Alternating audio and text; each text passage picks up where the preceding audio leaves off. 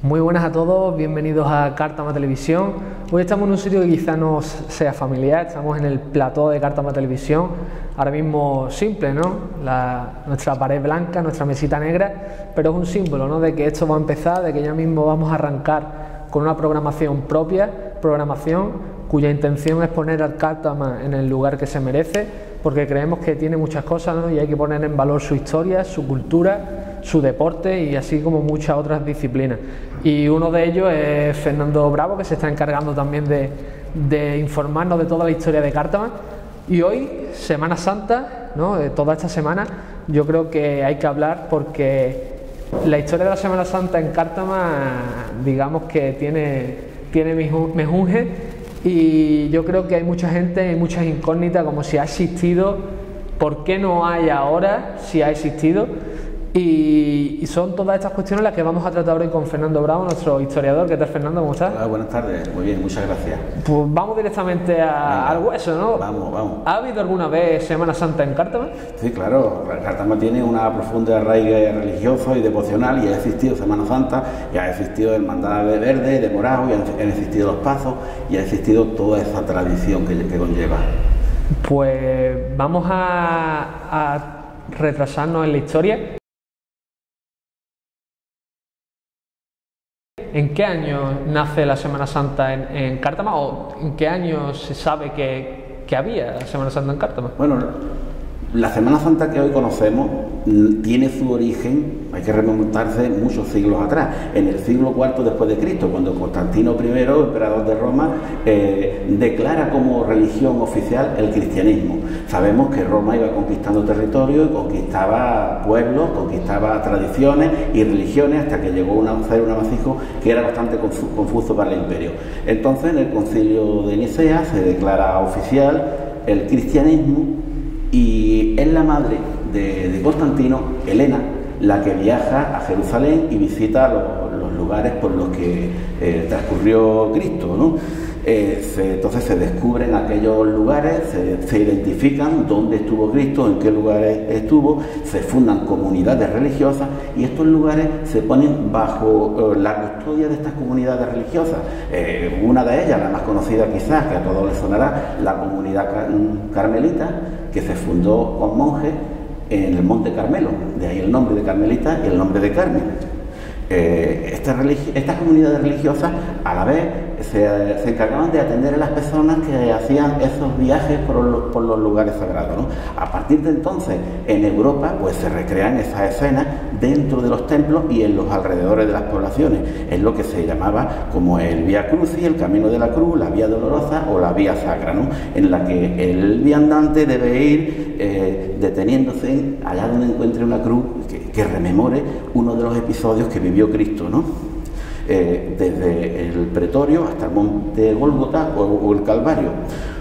Durante la Edad Media pasó a ser ya la demostración de fe más poderosa el viajar a los lugares santos, ¿no? Que era la Tierra Santa, como nosotros todos conocemos esa historia, ¿no? Pero claro, las clases más pobres y humildes pues no podían hacerlo, ¿no? Entonces en las poblaciones se recreaban dentro del casco urbano y en los alrededores esas estaciones del sufrimiento de Cristo, que normalmente eran fundadas por personas que habían viajado a Tierra Santa. Y claro, para una forma de demostrar que eran nobles era también hacer actos nobles, ¿no? Para ganarse la admiración de las personas. Y recreaban esos viacruces, ¿no? En los viacrucis eran de dos clases, uno en el exterior, en el interior del templo, y el otro en el exterior. En el exterior se decretó como norma establecer las medidas concretas de una cruz a otra de los lugares santos de Jerusalén. Esto entrañaba ciertas dificultades, porque Jerusalén siempre ha sido una tierra muy belicosa. Como no se podía medir, pues se midieron en paso, ¿no? Y de ahí que tengan unas estaciones más lejanas y otras más cercanas, ¿no? Y además se fundaron lugares alusivos a estos lugares, como las ermitas de la Veracruz, los Montes Calvarios, los Humilladeros.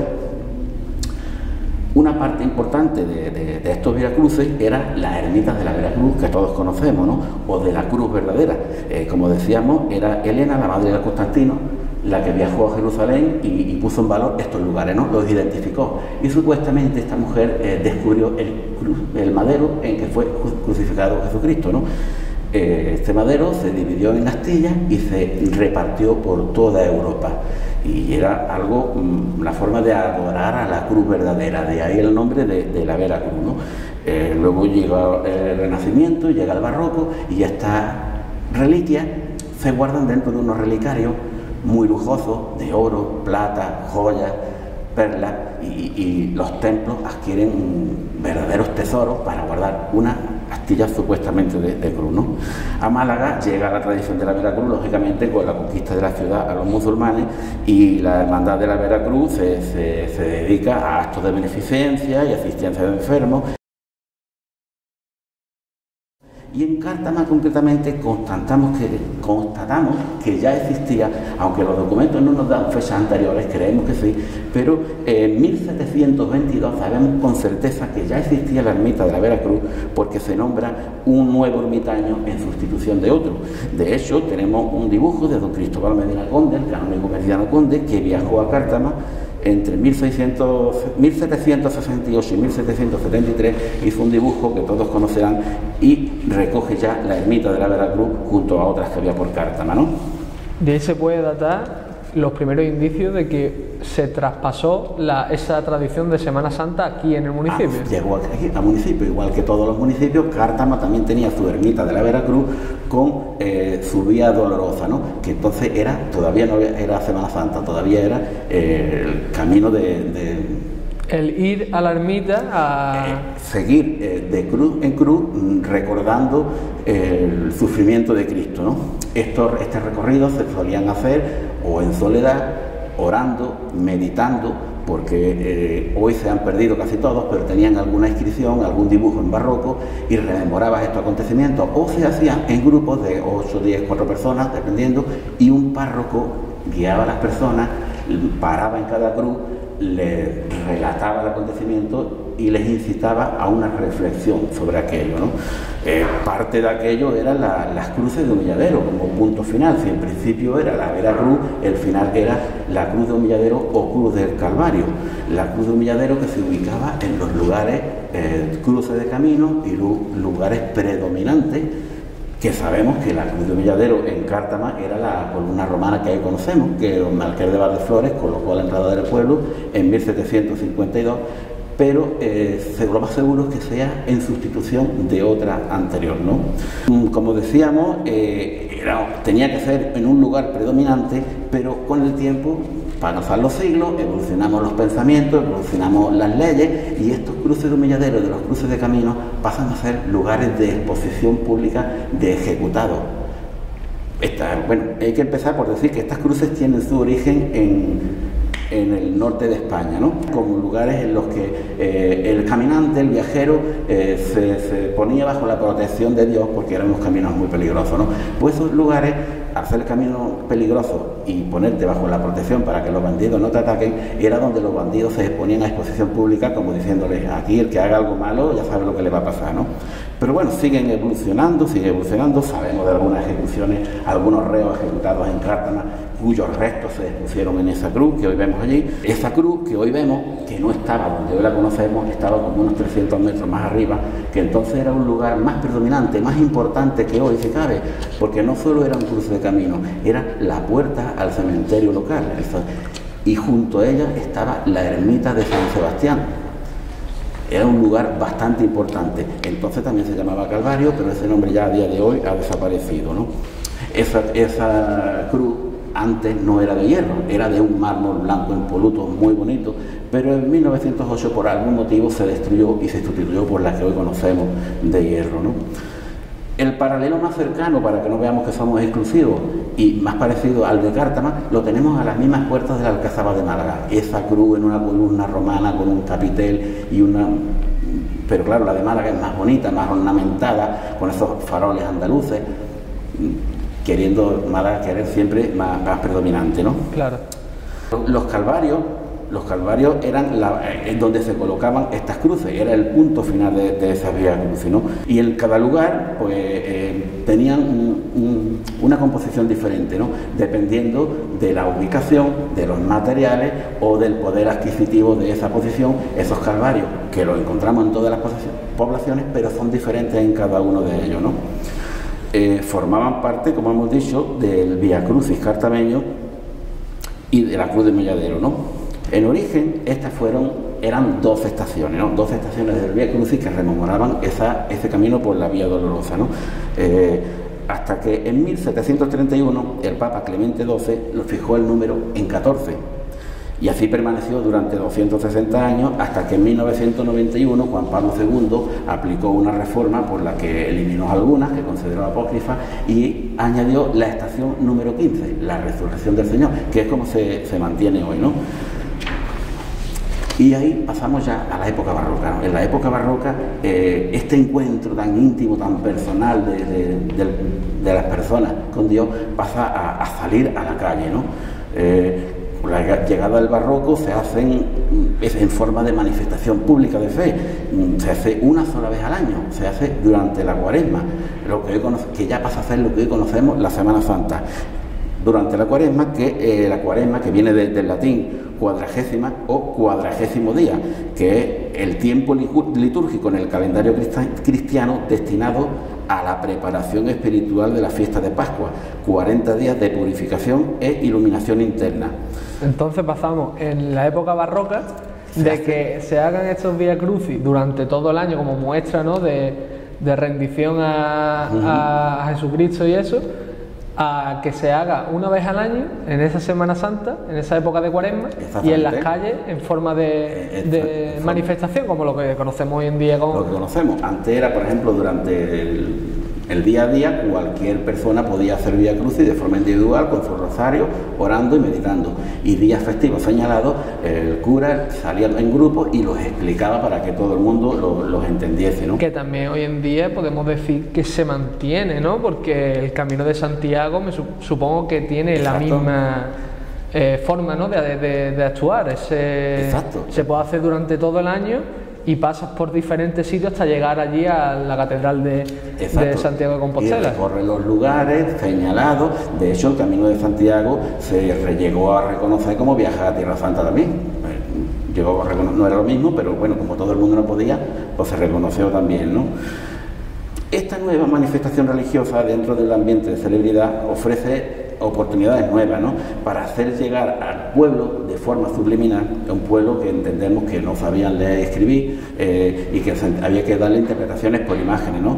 Se les mandaban mensajes y el mensaje principal era aceptar encontrarse sometidos a la autoridad del clero, con la complicidad del resto de poderes públicos, el judicial, militar, estatal, municipal, que eran los que presidían el acto, y a día de hoy también lo hacen. Las autoridades presiden los actos de la Semana Santa.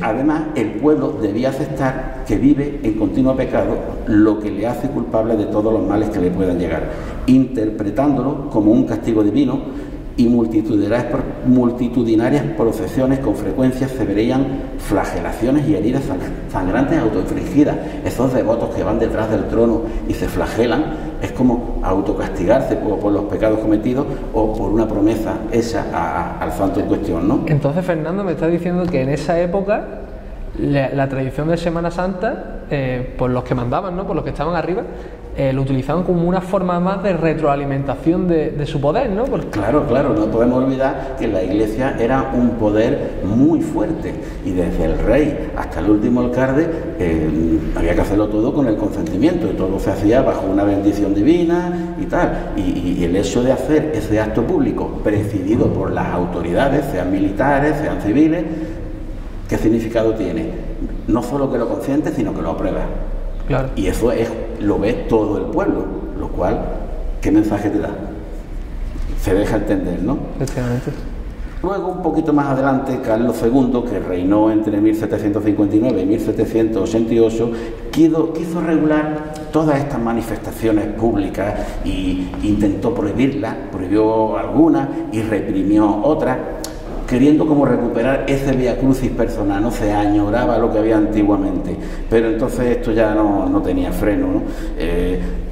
las medidas que se tomaron, pues la mayor parte pues no se tuvieron en cuenta, teniendo en cuenta que los estamentos religiosos no estaban por ello, los estamentos religiosos a nivel local. Esto había generado un movimiento de población, un movimiento de fe muy grande y lo que conllevaba un movimiento económico, con lo cual se beneficiaba a todo el mundo, ¿no? Y a ello había que añadir que si bien los Vía Crucis necesitaban un mantenimiento, que ese mantenimiento lo hacía un noble, o lo hacía una congregación, o lo hacía una persona, en las cofradías religiosas es un conjunto de todos ellos, los nobles, los poderes públicos, los poderes eclesiásticos, incluso los gremios artesanos tomaban los patronos, se agrupaban, entonces eso generaba mucho más riqueza y eran más fáciles de mantener, con lo cual eran más vistosos, ¿no? En una época donde el poder estaba más dividido, esa fe, ¿no?, tenía el poder de aunar tanto a nobles como a gente más humilde, artesanos. Claro, es que para siempre, para el pueblo llano, el ejemplo a seguir ha sido nuestros mandatarios. Si nuestros mandatarios tenían esa fe y promovían todo eso y lo autorizaban y lo presidían, pues el ejemplo del pueblo era seguirlo, y el movimiento económico que generó era buenísimo, todo el mundo lo quería para él, ¿no? Entonces eso ya se volvió imparable esa Semana Santa. Así que fue eclipsando poco a poco los viacrucis tradicionales hasta que las ermitas comenzaron a desaparecer, ¿no? En Cártama desaparece ya durante el siglo XIX la ermita de San Sebastián. Desaparece también porque el cementerio se traslada en 1862-63 a donde está hoy y se abandona el otro, ¿no? Y la columna romana de la Cruz de Humilladero queda allí por un tiempo, pero luego se quita de ese lugar para durante los años 40 trasladarla a donde está hoy, ¿no? En el plano catastral de Cártama de 1870 aún aparece reflejado un edificio que no tiene nombre, pero se sabe que es el edificio de la antigua ermita de la Veracruz, de la Santa Veracruz, ¿no? Así como la ermita de Santa Ana ya dejó de ser utilizada también, ya ponía ermita ruinosa. Y así van desapareciendo las ermitas, hasta el punto de que ya muchos solo saben el nombre, pero no recuerdan haberla visto nunca. Hay que añadir que en Cártama llegamos a tener 4 viacrucis. Teníamos el viacrucis del interior del templo, que lo tienen todos los templos, el viacrucis urbano, que se hacía dentro del pueblo, saliendo de la ermita de la Veracruz, como hemos dicho, entrando por la calle del Viento. Se supone que bajaba una hornacina, queda todavía arriba de la calle del Agua, en la pared de la iglesia. Se supone que bajaba a la calle de Juan Carlos I, que era la calle de la Veracruz, y subiría por la calle Calvo Sotelo, que era la calle de la cárcel, para continuar por calle Concepción, que en época barroca toma el nombre de Concepción, pero no Concepción, sino calle de la Inmaculada Concepción, totalmente barroco y acorde con el lugar donde estaba. Y en ese lugar, como memoria de aquellos viacrucis, ha quedado la peana, que también ha desaparecido y solo queda el nombre, la Fuente de la Peana, junto a la cual estaba la estación de Via Crucis, que era una hornacina, un pequeño templete cuadrado, ¿no? Y el Via Crucis de dentro de la ermita, había otro crucis dentro de la ermita de la Virgen de los Remedios, que durante la restauración de 2007 han desaparecido las estaciones, nadie sabe cómo. Y luego estaba el Via Crucis periurbano, otro Via Crucis que tenía Cártama y que mantiene hoy, quizás el más antiguo de la provincia, que es el que hay subiendo la ermita, las estaciones de Via Crucis, que en 1778 Medina Conde ya recoge y refleja en su camino hacia la ermita las estaciones, y que todavía los visitantes pueden ver, y que son piezas arqueológicas de unos 400 años, unas restauradas, otras sin restaurar, al restaurarse cambian de forma, y seguro que las más grandes tienen debajo de capas y capas de cal, tienen todavía los dibujos barrocos allí escondidos, ¿no? Y pasamos el Via Crucis periurbano a la Semana Santa en Cártama en sí. Ya llegamos al momento en el que por supuesto, también, igual que en todas las poblaciones, se fundó la Semana Santa en Cártama y se fundaron dos hermandades, la Hermandad de los Verdes y la Hermandad de los Morados. Pero tenía tanta importancia esa manifestación religiosa que las autoridades religiosas, las autoridades civiles se peleaban por presidirla. Tenemos noticias en 1888, durante la Semana Santa de 1888, el Viernes Santo concretamente, informa a la prensa de que coincidió con la toma de posesión de un nuevo alcalde. el antiguo alcalde, el saliente, pues quería estar en ese acto presidiendo el primero con su bastón del mando, y el nuevo alcalde decía que no, que le correspondía a él, y la discusión llegó a tanto que la prensa informa que los propios alcaldes acabaron a palos en mitad de la calle en la procesión entre ellos por ver quién presidía. Imagina la importancia que tenía estar allí en aquel acto, ¿no? Sí, sigue estando eso de que la procesión de Semana Santa tiene muchísima relación con el poder de entonces, ¿no? Era una forma de empoderamiento de los que estaban ya en el poder. Incluso el alcalde nuevo se peleaba con el alcalde que estaba entonces para ver quién era el que estaba delante de esa procesión. Claro, daba protagonismo, daba importancia y quería estar ahí. Hoy día vemos las autoridades presidiendo todavía las procesiones, ¿no? Las congregaciones que tenemos en Cártama, pues mira, los verdes eran nuestro Padre Jesús de la Humildad, que procesionaba una imagen del siglo XVIII, del que no se sabe quién es el autor, pero es muy similar la técnica a la de Jesús el Rico, ¿no? Su día de procesión, como hemos dicho, era el Viernes Santo, aunque también se hacía un triduo en enero y otro después de la Cuaresma, ¿no? Los devotos iban detrás de la imagen, alumbrando.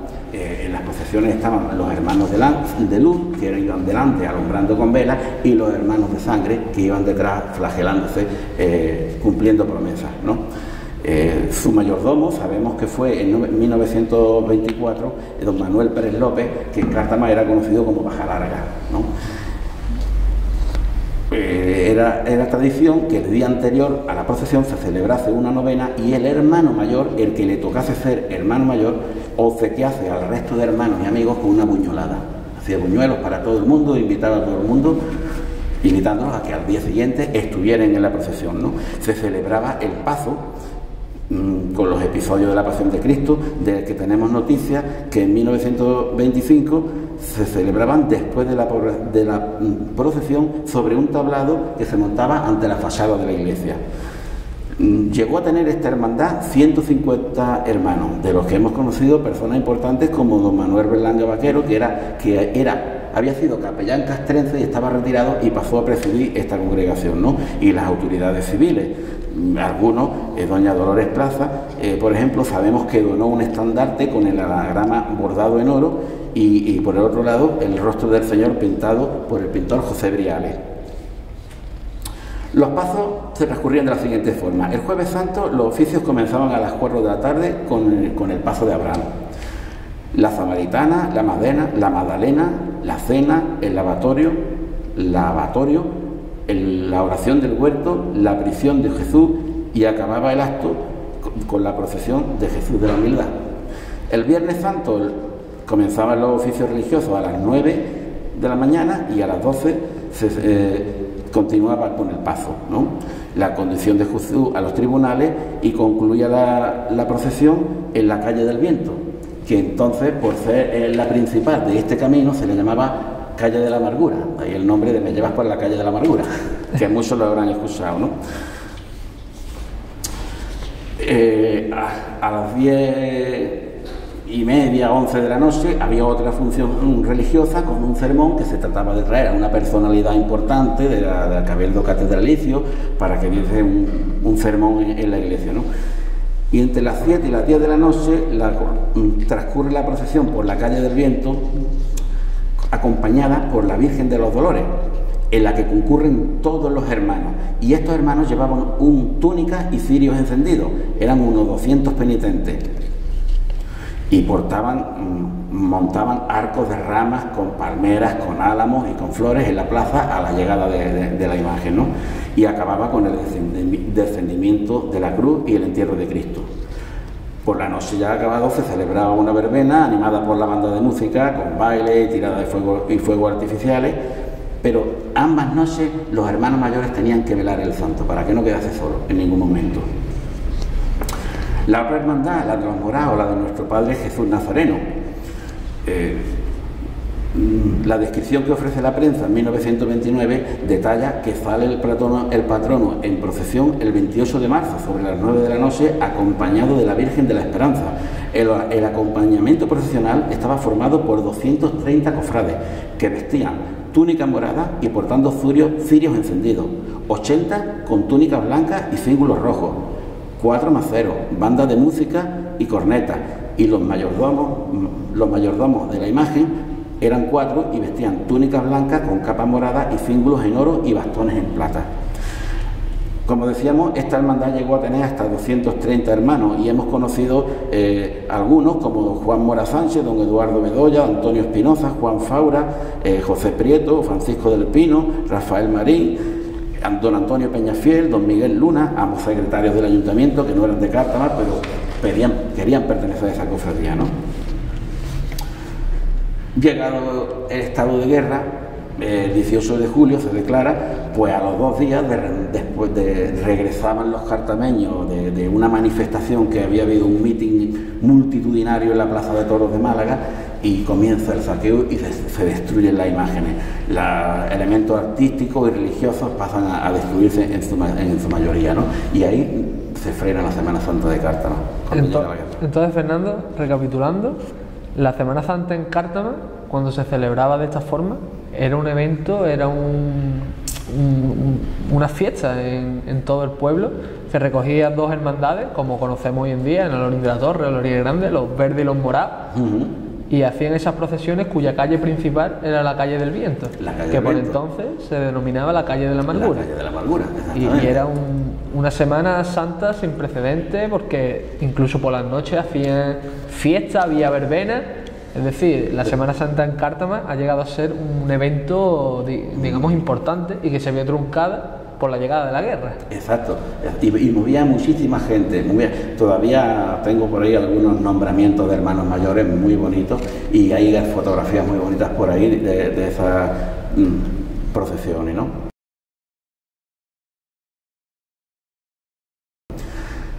Y así se paraliza la Semana Santa tras la guerra, hasta que en la década de los años 50 los vecinos hacen un esfuerzo importante por recuperar esta tradición.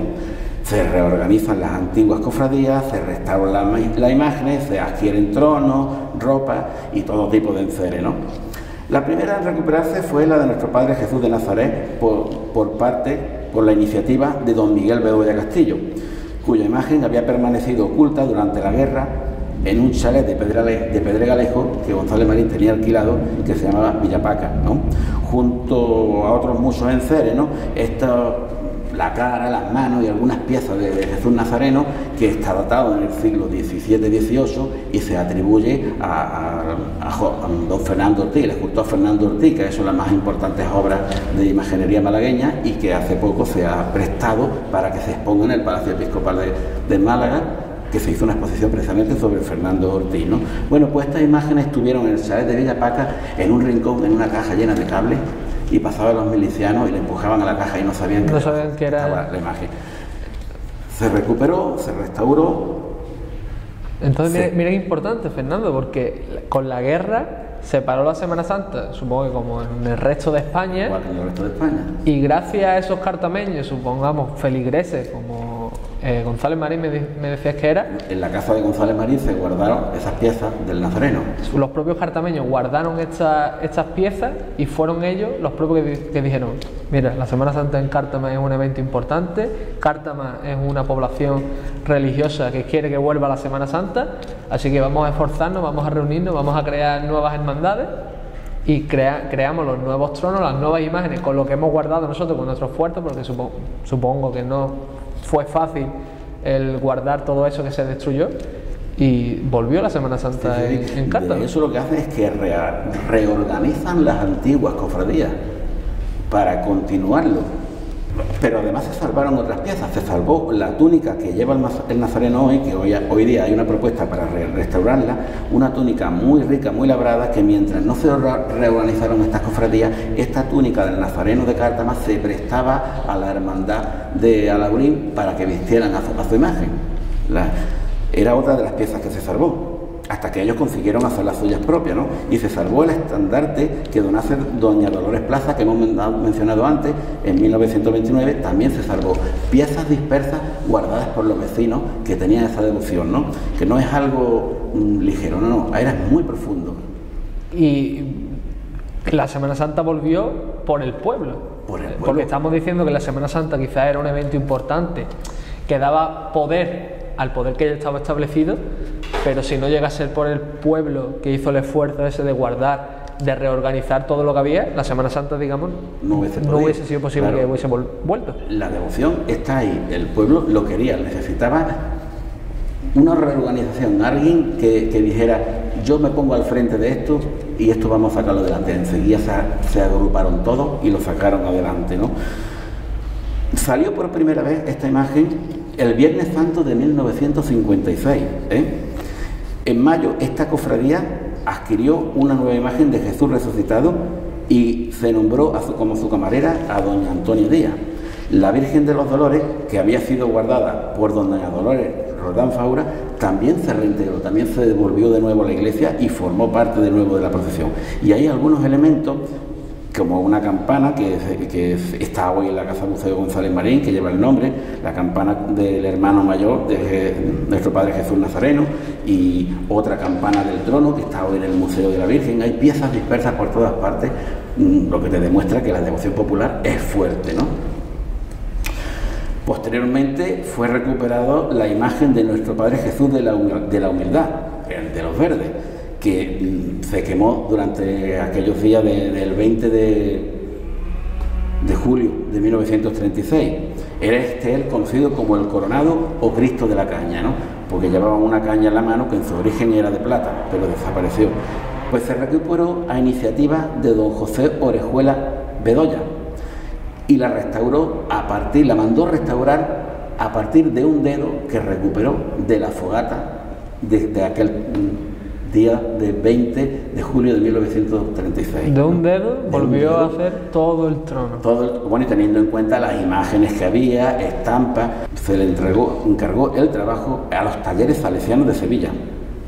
De la quema de 1936 también se salvó un estandarte rojo con la imagen de Jesús. Esto estamos hablando ya de los Verdes, ¿no?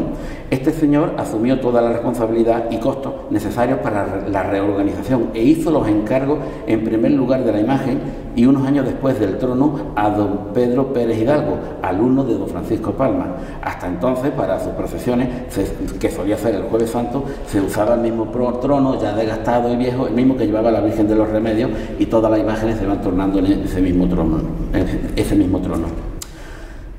Este señor se dedicaba al comercio de tela, con lo cual adquirió las telas necesarias de su propio bolsillo, adquirió las imágenes y reunió a estas personas que decimos que tenía profunda devoción, y hubo un grupo de mujeres importantes que altruistamente se reunían por las tardes, se dedicaban a coser las túnicas, los trajes, los estandartes y a prepararlo todo, ¿no? La primera junta directiva después de la guerra pues estuvo formado por el primer hermano mayor, don José Orejuela Bedoya, el segundo hermano mayor, don Miguel Martín Fernández Fijones, y el tercer hermano mayor, don Antonio Hurtado Sepúlveda. Pero surgen las discrepancias con el entonces párroco, don José María Almagro, que era una persona, muy buena persona, con mucha buena voluntad, hizo muchas cosas, pero una persona con un carácter fuerte, un carácter autoritario, ¿no? Me huele, Fernando, que llegamos al fin de la Semana Santa de nuevo en Cártama. Sí, estamos cerca. Este hombre tenía un carácter, como decía, muy autoritario, ¿no? Yo he contactado con muchos vecinos, he interrogado a muchas personas mayores y todos coinciden en que tenía que imponerse autoridad. Pero claro, de los comentarios no nos podemos fundamentar. Esto lo he constatado documentalmente en un acta municipal del año 1958, cuando ya estaba todo preparado para la procesión de la Virgen. Este señor sencillamente fue a la imprenta y ordenó que se parasen las máquinas, que no se imprimiesen los folletos de feria, porque él no había dado su autorización ni nadie le había preguntado si podía publicar los actos religiosos o la imagen de la Virgen de los Remedios. A pocos días de la feria, aquello era un bombazo. Urgentemente se reunió el ayuntamiento, celebró un pleno extraordinario de urgencia aquella noche y se hubo de poner contacto con el obispado, con el gobernador civil, que llamaron a este señor y le hizo entrar en razón, y al final continuó todo como estaba previsto. Pero eso es un ejemplo para que documentalmente, ya no es de boca en boca, sino en documentos, veamos el carácter, ¿no? En 1958 dejó escrito una memoria de la parroquia este señor, en el que nos habla de que el 26 de junio a las 10 de la noche es bendecida la imagen de Jesús de la Humildad, el coronado, Cristo de la Caña, que hemos hablado, ¿no? Que había sido donada a la parroquia en ese mismo día, en esa misma hora, cuando se cumplían los 22 años de la quema de la imagen original. Se inaugura y sale en procesión, y el propio párroco dice que ve lágrimas en los vecinos porque ven de nuevo esa imagen procesionada, recordando lo que ellos habían vivido de antes de la guerra, ¿no? El siguiente día 29, además de ser la festividad de San Pedro, es el día que tradicionalmente se procesionaba Jesús de la Humildad. Muy de mañana llegan desde Málaga el regimiento de Aragón número 17, que toca diana a los cartameños. A las 10 la función religiosa y el sermón. A las 11 de la noche se desarrolló la procesión con el Señor de la Humildad, en la que incluso se vio llorar a los mayores. Cuentan los testigos que desde la tarde del 28 de junio los hermanos de Jesús de la Humildad estaban inmersos en los preparativos de su día grande. Hasta entonces la imagen se guardaba en casa de aquel que la encargó, que era el señor Orejuela, ¿no?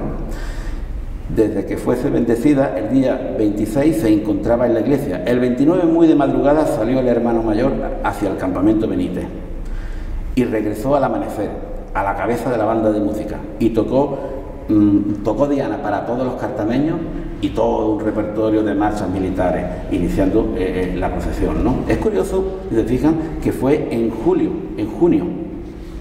no en Semana Santa, sino en junio. Sería el acto de entrega. La calle del medio, que entonces se llamaba calle del General Franco, se había acondicionado con una mesa muy larga a todo lo largo de la calle, todo llena de dulces, comidas, bebidas para la banda de música, los militares, las autoridades, todas las personas que querían asistir al acto, ¿no? Y tocaron hasta la noche, en que se celebró la procesión con normalidad, y los músicos, los militares, se quedaron a dormir en las casas de los vecinos. En cada casa se quedaban entre 2, 3 o 4 militares, ¿no? Tras la fiesta, la imagen retoma su antiguo lugar dentro de la iglesia, que es el nicho tercero de la nave de la epístola, y queda entre los antiguos cofrades el compromiso de reorganizar la hermandad al siguiente año mejor que este. Salen todos satisfechos y dicen, el año que viene mejor. Bonito, ¿no? Bonito y cuesta creer que se truncara, ¿no? Sí, exacto. Pero llega el año 1959. Para este año se preparan un nuevo trono. Los hermanos, con la motivación de todo el año, ya no tienen que usar el de la Virgen y tienen un nuevo trono. Un trono tan grande que es necesario montarlo fuera de la iglesia porque no cabe por la puerta, ¿no? El día anterior la actividad es frenética. El párroco ya había manifestado de nuevo su deseo de que al ser la festividad de San Pedro, el patrono de la parroquia debía salir en este acto el primero, y tras él Jesús de la Humildad, el cual ya había salido en procesión el año anterior, pero usando el viejo trono, por lo que este día hacía su presentación pública. Sin embargo, San Pedro ni tenía trono ni estaba acondicionado para estar sobre un trono. Y si seguir estas pautas, pues ya estropeaba y deslucía toda la organización de los hermanos mayores, ¿no? Los hermanos de ambas cofradías eran conocidos del pueblo, eran amigos, había un buen ambiente familiar, eran personas estupendas. Todas las personas que yo he interrogado me han dicho que había muy buena coordinación entre ellos. Dialogaron aquella misma noche y estuvieron de acuerdo en que, ya que eran ellos los promotores y los mecenas de todo aquel movimiento, lo justo es que fuesen ellos quienes decidiesen el orden. Claro. Sin embargo, al continuar el señor Almagro firme en su idea, fallaron los diálogos y las propuestas alternativas, hasta el punto que el cura cerró con llave desde dentro la puerta de la iglesia para impedir que ninguna imagen pudiese salir. Al conocerse esto, el pueblo, al conocerse que estaba encerrado el coronado y saberse en el pueblo que no salía a la calle, se armó un gran revuelo con gritos, se ofendió al cura, algunos no se contienen y sueltan cosas que no deben, y según se cuenta, se encerró el cura y no salió en todo el día a la calle. Los hermanos mayores intentaron dialogar, se entrevistaron, pero no fue posible. Para el siguiente 5 de octubre se procesionó la imagen de nuestro Padre Jesús Nazareno, el de los Morados, por última vez, ya que los hermanos habían acordado que lo que les mantenía vivo era esa rivalidad cofrade. Entonces no tenía sentido continuar una hermandad y la otra no.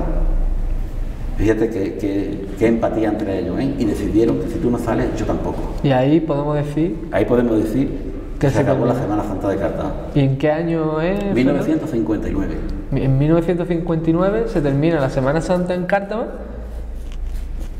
podría decir por discrepancia entre una hermandad y el sacerdote que había. Entonces, y el párroco. Porque el párroco quería que fuera San Pedro, el patrón por entonces, el que fuera primero en la procesión. Exacto. Y los hermanos decían, oye, si nosotros hemos sido los que hemos trabajado duramente para que la Semana Santa vuelva a Cártama, no vemos el motivo por el que se deba de hacer esto. Claro, nosotros somos los mecenas, somos los organizadores, hemos puesto las imágenes, los tronos, las túnicas, hemos reunido a los hermanos. Y el sacerdote entró en cólera y dijo, aquí, si no se hace lo que yo digo, cierro la puerta y aquí no sale ninguna imagen. Y la otra hermandad dijo, oye, si nosotros hemos trabajado duramente para que esto vuelva a salir, si ustedes no salís, nosotros es el último año y se acaba la Semana Santa.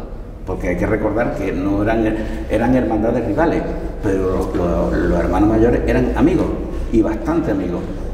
Estamos hablando de Cártama, es decir, hablando de Cártama, que no tiene por qué, lo que es una rivalidad cofrade no es una rivalidad personal. Se habían criado juntos desde niños. Claro. La empatía de una cofradía con la otra, ¿eh? Es bonito. Es bonito y da incluso rabia, ¿no?, de que se haya terminado la Semana Santa de esta forma, porque no es que se terminara porque pasara algo o alguna tragedia como la guerra, que claro, se tuvo que parar la Semana Santa, pero fue precisamente por una guerra, y no se termina la Semana Santa porque no se ponen de acuerdo. Porque no se pone de acuerdo con el sacerdote y por la propia fe que mueve a las dos hermandades, esa comprensión y esa amistad de que al fin y al cabo eran vecinos cartameños las dos hermandades y amigos, dijeron, pues si tú no vas, nosotros tampoco. Y en ese entonces se acaba la Semana Santa en Cártama. A las personas que yo he interrogado, con las que me he entrevistado, los mayores, me dicen que se emitió un informe al obispado bastante negativo sobre los acontecimientos, un informe que emitiría el cura con su propia versión de las cosas, que me gustaría verlo. Pero no entraremos a juzgar eso, pues seguro que hay detalles que se nos escapan, entonces no tenemos derecho a juzgarlo porque no lo sabemos todo. Pero sea cual fuese el contenido de este informe, lo que es seguro es que después de 62 años, poca validez pueden tener, pienso yo, ¿no? Y es más perjudicial que beneficioso para el entendimiento entre los propios cartameños, porque si ese informe se olvida, los cartameños vuelven. Imagínate que recuperamos los verdes y los morados y con esa rivalidad vuelven a estar unidos, es lo mismo, el mismo ambiente. Porque compartir casa, compartir comida, compartir trabajo. ¿Este informe quién lo escribe? Se supone, según los informes que me han llegado a mí de entrevistas, lo escribe el cura, claro. ¿El cura escribe un informe a dónde? Al obispado de los acontecimientos. De los acontecimientos, de forma negativa, entonces ya desde el obispado hay pocas facilidades para que se vuelvan a reorganizar las hermandades y que pueda volver a estar la Semana Santa en Cártama, una Semana Santa que, como hemos hablado con Fernando, ha sido un evento importante en el municipio. Muy importante. Me comentaba en la calle de en medio, que como se conoce hoy en día, una mesa larguísima para que las bandas de música, todas las personas que estuvieran implicadas en esta Semana Santa, comieran, beber y lo pasasen también como los propios cartameños. Es decir, si hoy en día Cártama es muy importante por su feria, ¿no?, por esa Virgen de los Remedios, la feria de aquí de la estación con su patrón, la Semana Santa era igual. Pero tenía sus dos hermandades, los verdes y los morados. Y es que me cuesta creerlo que por discrepancias, ¿no? No sabemos si de orgullo, ¿no?, o de qué estilo se truncó la Semana Santa aquí en Cártama. Y por eso, Fernando, yo te quiero hacer la siguiente pregunta. Ya se hizo una vez, la Semana Santa se acabó por la guerra y los propios feligreses, los propios vecinos de Cártama se juntaron y dijeron, mira, vamos a reactivarlo. Aquí somos devotos, aquí nos gusta celebrar la Semana Santa, vamos a reunirnos y vamos a echar para adelante y que recuperemos la Semana Santa. Por eso yo te quiero hacer la siguiente pregunta, Fernando. ¿Se ha intentado recuperar esta tradición desde 1959, que me dijiste? hasta ahora. Sí, se ha intentado. He hablado con personas mayores que me han comentado que han viajado al obispado para intentar entrevistarse, revocar ese informe y tener autorización, pero no les ha sido posible. De hecho, sabemos que en los años 80, como nos contó Alonso Díaz, se reorganizó la banda de música de San Cristóbal, que hacía la procesión. A día de hoy se está intentando, Juan Serrano está intentando restaurar esta procesión, se saca alguna imagen muy discretamente, pero se mantiene. Y los devotos cartameños tienen que estar en cofradías malagueñas para ir a procesionar. Tienen que estar en cofradías malagueñas, exactamente. Y bueno, y no nos podemos ir muy lejos, porque somos conscientes de que la Semana Santa se vive en Cártama, porque tenemos la exposición de estos tronos de plastilina de Antonio Postigo que se ha expuesto en la sede de Cártama Incluye. Tenemos también que los Viernes Santos, ahora no por el tema del COVID, pero los Viernes Santos en la Sierra de Gibralgalia, que pertenece al municipio de Cártama, se porta los tronos del Cristo crucificado y la Virgen de los Dolores, que parte de la parroquia de Nuestra Señora de la Asunción, y eso se hace en Cártama, es decir, un conjunto de personas que le gusta la Semana Santa, y el Viernes Santo pues saca estos tronos. Ininterrumpidamente desde que se fundó la parroquia, allá por 1921-22, o sea que está a punto de cumplir los 100 años, ininterrumpidamente, un ejemplo de unión. Y otra de las cosas que se sigue haciendo, rememorando esta Semana Santa, aunque en Cártama no hay, son los chicos de la escuela infantil Arcoíris de aquí de Cártama Estación, que se reúnen los chavalillos y simulan una procesión de Semana Santa. Es decir, que la pasión sigue en el pueblo de Cártama, a pesar de lo que pasó por aquel entonces, 1959, y yo creo que ya ha pasado bastante tiempo que desde entonces, ¿no, Fernando? Bastante tiempo.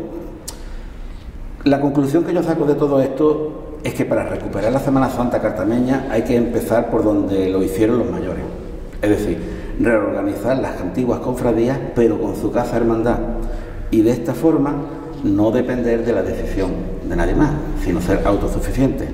Y yo tengo de uno de los telespectadores de Cártama Televisión que nos ha mandado una foto de su sobrino portando una de las túnicas verdes, y nos escribía unas palabras que, si no te importa, las voy a leer, porque nos da información de entonces, y creo que es curioso porque respalda las palabras que tú has comentado de la historia que ha vivido la Semana Santa, sobre todo en esos años finales, en ese 1959 donde llega a su final. Nos dice lo siguiente: el origen de esta túnica de terciopelo de color verde y adornos dorados con el capirote a cara descubierta data de 1959 o 1960. Fue elaborada a mano por la vecina cartameña Paca Montero Peña y fue confeccionada para su sobrino Juan Aranda Montero, el que nunca pudo llegar a lucirla porque se terminó la Semana Santa. Para que el conjunto que luce hoy, el chiquillo que vemos en la imagen, hijo de Remedios Vaquero Aranda, fuese el mismo que el de aquel año, le faltaría una capa blanca y unas alpargatas verdes, que se mantiene, pero que en la imagen no lo tiene puesto. Las imágenes son de una procesión escolar en Alhaurín de la Torre, y tuvo mucha expectación, lo hemos hablado antes, por el parecido a la vestimenta de la Hermandad de los Verdes de dicho municipio de Alhaurín de la Torre. Es decir, que la Hermandad de los Verdes de Alhaurín de la Torre también guarda algunos elementos de la Hermandad de los Verdes que hubo por entonces en Cártama. Yo creo que esto refuerza lo que hemos estado hablando, ¿no? De que los cartameños siguen teniendo esa fe, siguen teniendo esa pasión por la Semana Santa, y como pasara entonces de que se guardó todos estos elementos para que en un futuro se volviera todo a reorganizar y a volver a resurgir la Semana Santa, sigue hoy en día. Sigue. Esta familia crearon esta túnica, no pudo lucir su sobrino, me parece que he mencionado, porque se acabó, pero ha ido pasando de generación en generación, y hoy un sobrino de un chavalito la tiene puesta. Quién sabe si en unos años la podrá llevar no en Alhaurín de la Torre, sino aquí, porque estamos hablando de que la Semana Santa ha vuelto al municipio de Cártama. Y me consta que hay más vecinos que tienen utensilios guardados, túnicas, trajes, las caretas que se ponían en los pasos, en la escenificación de los hechos de Cristo, de la vida de Cristo. Esas caretas están guardadas. De memoria me han recitado las frases que decían en esos actos. Imagínate todo lo que hay guardado en la memoria de los cartameños. Es mucho. Pues yo creo, Fernando, que aquí hay madera. Hay madera, solo hay que arrancarla. Y es la mejor forma de terminar esta charla de hoy. Y volvemos a repetir, la Semana Santa sigue viva en los cartameños, lo único que no sabemos si podrá llegar, esperemos que sí, porque desde luego la Semana Santa se vive en las personas que conforman el municipio de Cártama. Yo quiero agradecer a los vecinos que me han aportado información, a Juan Fijones, a Antonio Orejuela, a Antonio Serrano, que se está esforzando mucho por reactivar las tradiciones. A todas esas personas quiero agradecer que no solo que me pasen esa información, sino que mantengan esos utensilios, esas fotografías antiguas tan bonitas, y eso lo mantienen vivo, esperando que alguien diga: vamos, adelante. Esperamos nosotros desde Cártama Televisión, ¿no? Quizá con esta charla se remueva todo esto y quizá pues vuelva a revivir la Semana Santa en Cártama como una fiesta que ha sido muy importante en el municipio. Así que, Fernando, te doy las gracias. Gracias a vosotros. Y seguramente nos veremos muy pronto. Aquí estamos para lo que queráis. Gracias.